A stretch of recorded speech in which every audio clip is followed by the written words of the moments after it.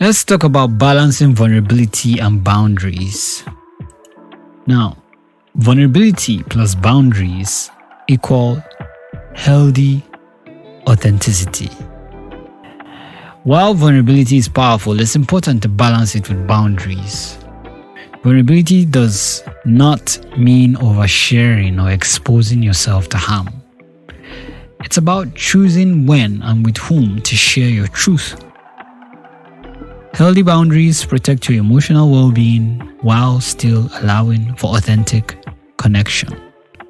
For example, even though we got so deeply involved in sharing one another's vulnerabilities, we still had certain boundaries we reserved.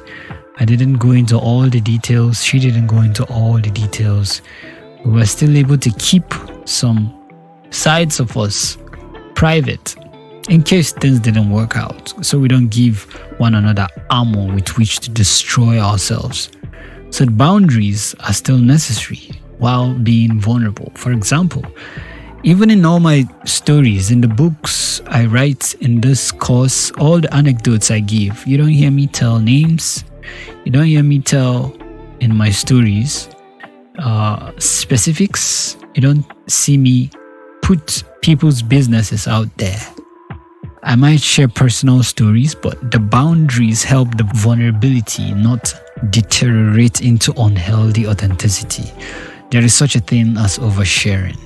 Thanks to my editors, while writing my books, after writing a passage or a chapter, I run it through my editors.